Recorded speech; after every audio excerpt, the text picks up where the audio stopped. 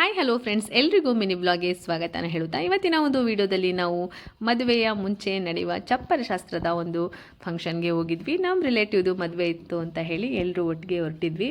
Friends, ಮದುವೆ ಅಂತ ಹೇಳೋದು 100 ಜನ್ಮದ ಬಂಧ ಅಂತ ಹೇಳ್ತಾರೆ. ಎಲ್ಲರ ಜೀವನದಲ್ಲೂ ಮದುವೆ ಅನ್ನೋದು ತುಂಬ ಮುಖ್ಯವಾದ ಘಟ್ಟ, ಹೊಸತೊಂದು ಬದುಕಿನ ಆರಂಭ. ಹಾಗೆ ಎಲ್ಲರ ಜೀವನದಲ್ಲೂ ಈ ದಿನ ತುಂಬ ಸ್ಪೆಷಲ್ ಆಗಿರುತ್ತೆ. ಭಾಳ ಸಂಗಾತಿ ಜೊತೆ ಹೊಸದೊಂದು ಹೆಜ್ಜೆ ಇಡುವ ಈ ದಿನ ತುಂಬಾ ಸ್ಪೆಷಲ್ ಆಗಿರುತ್ತೆ ಅಲ್ವಾ. ಅದಕ್ಕಿಂತ ಮುಂಚೆ ಒಂದು ಹೊಸ ಊರು, ಹೊಸ ಜಾಗ, ಹೊಸ ಜನ ಎಲ್ಲ ನಾವಿದ್ದಲ್ಲಿಂದ ಇನ್ನೊಂದು ಪ್ರಪಂಚಕ್ಕೆ ಹೋಗೋ ದಿನ ಇದೆಯಲ್ವಾ, ಅದು ತುಂಬಾ ಸ್ಪೆಷಲ್ ಆಗಿರುತ್ತೆ.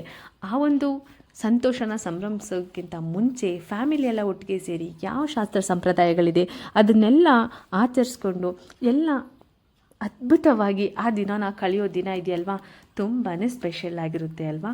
ಏನೇ ಇರಲಿ, ಮದುವೆ ಆಗೋರ ಜೀವನ 100 ಕಾಲ ಸುಖವಾಗಿರಲಿ ಅಂತ ಹೇಳುತ್ತಾ ಇವತ್ತಿನ ಈ ಒಂದು ಮಿನಿ ವ್ಲಾಗ್ನ ಇಲ್ಲಿಗೆ ಮುಗಿಸ್ತಾ ಇದ್ದೀನಿ. ಮುಂದಿನ ಮಿನಿ ವ್ಲಾಗ್ನಲ್ಲಿ ಸಿಗೋಣ ಫ್ರೆಂಡ್ಸ್.